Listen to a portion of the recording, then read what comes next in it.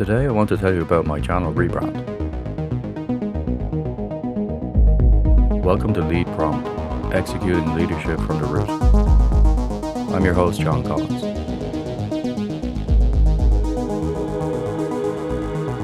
If you were looking down at your phone right now, you may have just got the new channel icon on your Spotify or Apple Podcast app, and you might be wondering, where has Tech Leader Pro gone?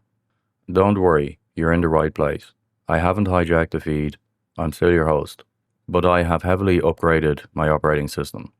For the past few years, Tech Leader Pro has been my vehicle for sharing the principles, ideas, and approaches we need to successfully lead large software engineering teams.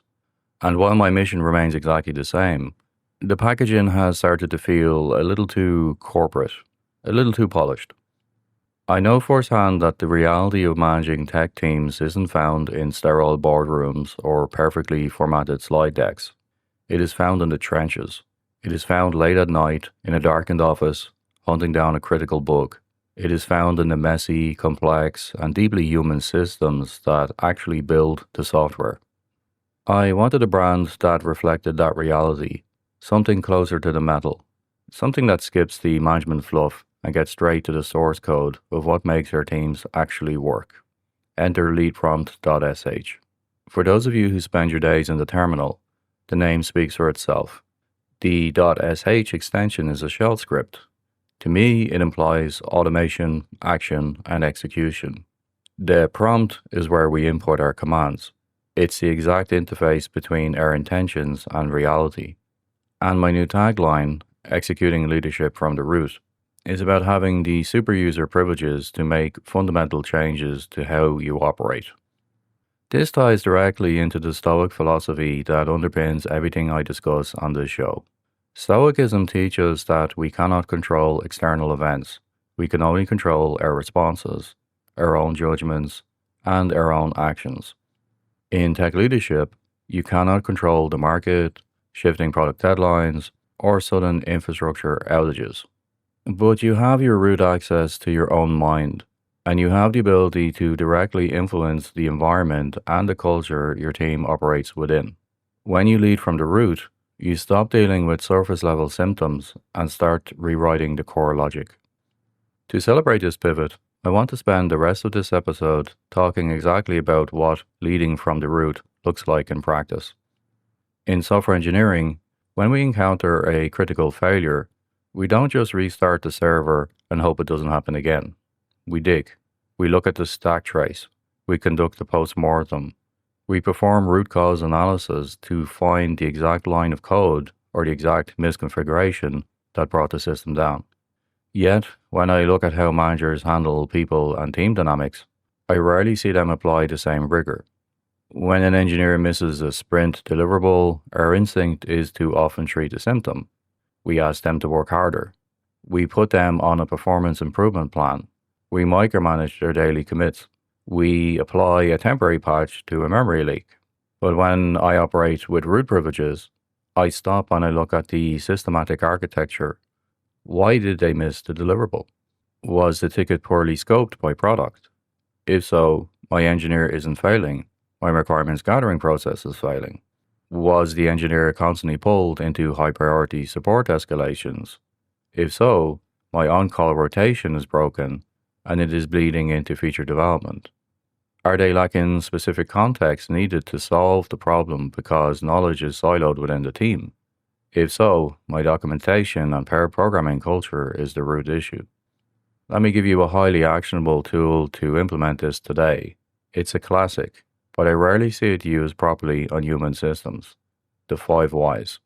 Originally developed by Sakichi Toyoda at the Toyota Motor Corporation, it's a simple iterative interrogation technique. Let's apply it to a standard engineering management scenario I've seen hundreds of times. Symptom. The latest release was full of regression bugs. Why? Because the QA cycle was rushed. Why was the QA cycle rushed? Because development handed over the code 2 days late. Why was development 2 days late? Because they had to rewrite the core API integration at the last minute. Why did they have to rewrite the API? Because the third-party vendor updated their endpoints and we didn't know until we tried to compile.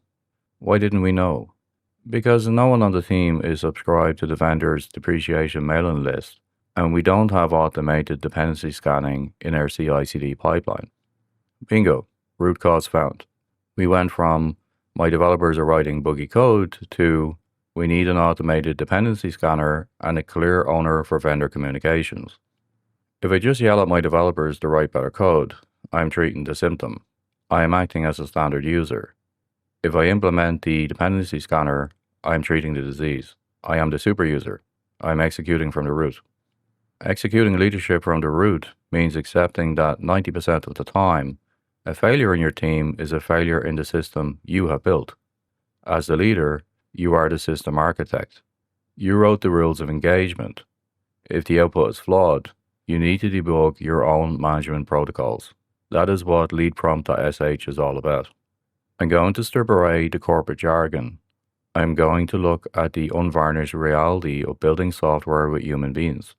I am going to keep these episodes short, sharp, and highly actionable.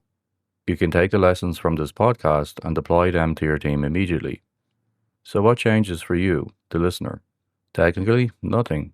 If you are hearing this right now, my backend server redirects have done their job. You are still subscribed. Your podcast app has simply updated its internal database to point to the new leadprompt.sh server. However, if you want the full experience, I highly recommend checking out our newly revamped YouTube channel. You can find me at the handle at leadprompt_sh. I've completely overhauled the visual identity. We've got a gritty cyberpunk aesthetic, retro art, and a new vibe that perfectly matches the energy I'm bringing to the content moving forward. The website has also officially migrated. You can now find all of my show notes, transcripts, and back catalogs episodes over at leadprompt.sh. Check it out. Thank you to everyone who has been listening since the Tech Leader Pro days. The transition to lead prompt is a massive milestone for me, but it is just the beginning of the execution phase. I'm John Collins. Hit subscribe and execute the latest episode every week. Talk to you next time.